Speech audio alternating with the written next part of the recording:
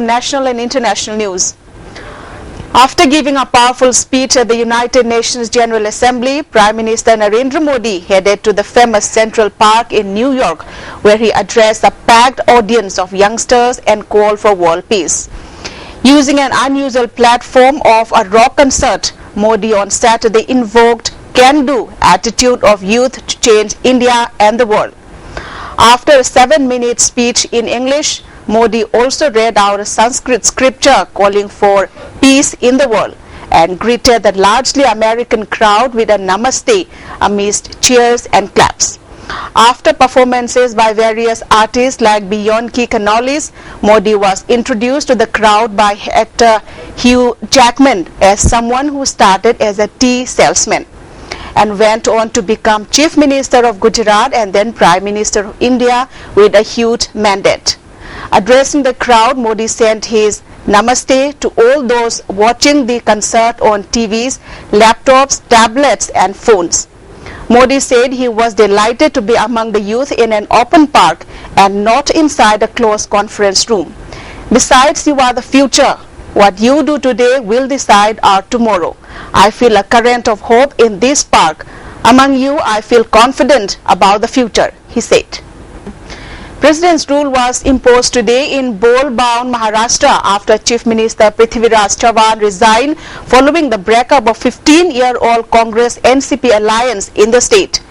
President Pranab Mukherjee signed the proclamation for imposition of central rule in Maharashtra a day after the Union Cabinet recommended clamping of President's rule in the state, a Home Ministry spokesperson said. An FIR has been filed against DMK chief M. Karunanidhi and his son M. K. Stalin following violence outside Karunanidhi's house on Saturday. 3 FIRs were filed at the Royapeta police station against the two and several others here last night based on complaint by some AIA-DMK workers who alleged that a group of DMK workers attacked them with deadly weapons near Karunanidhi's Gopalapuram residence here, police said. Meanwhile, a government bus was burnt in Karyapati in Virudhunagar district. No injury was reported. Minor clashes were reported between AIA-DMK and DMK cadres after the Jayalalitha's conviction in that disproportionate assets case. Stone pelting and torching of public property, attacks on media persons and forceful closure of shops occurred across Tamil Nadu on Saturday as mobs reacted to the sentencing of Chief Minister Jayalalitha to 4 years imprisonment by a special court in Bangalore in a graft case. In Madurai, the stronghold of DMK patriarch M. Karunanidhi's son M.K. Alagiri, AIA-DMK activists allegedly ransacked vehicles parked on the road, pelted stones and smashed window panes of several vehicles to vent their anger. AIA-DMK workers blocked traffic as well. Rallying behind beleaguered AIA-DMK Supremo Jayalalitha, 2 of her allies today said the Bangalore Special Court verdict convicting her in the disproportionate assets case was not final and expressed hope that she would emerge victorious.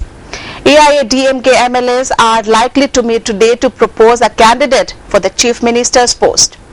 Party sources say the meeting is likely to be held later in the day and all the legislators have been asked to be present.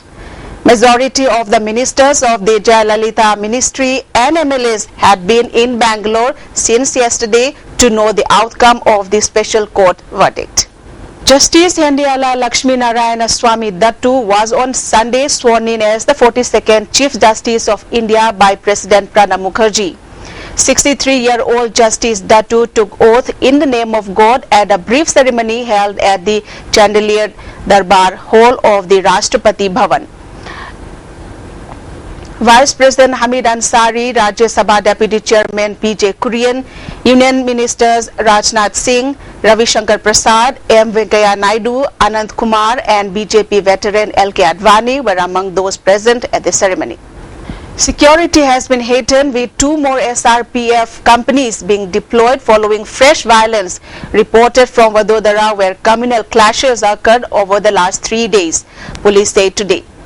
Communal violence had erupted in Yakutpura, Panjarapole, Fatehpura and Kumbharwada in the city on Thursday after some alleged derogatory posts about a religion were put on social networking site Facebook. On Friday, some minor incidents were reported with police lobbing tear gas shells to disperse two rival groups who pelted each other with stones in Yakutpura, Pancharapole, Fatehpura, Kumbharwada and other areas in the walled city. The situation remained normal during the day yesterday, but a stabbing incident was reported from Jagmalni Pole area last Night, Vadodara City Joint Police Commissioner D.J. Patel said today. Following the attack, sporadic incidents of stone throwing took place in Manigate, Wadi, Memon Colony, Ajwa Road and Navapura areas of the city, he said. To wrap up the headlines once again, 14th Manipuri Integrity and Solidarity Observance held. We should not be afraid to die for the protection of the boundary, UCM exhorts. And MC Mary Kom, El Sarita and Pooja Rani enter semi-finals in boxing at Asian Games. Well, that's all we have for the moment. Stay tuned and keep watching.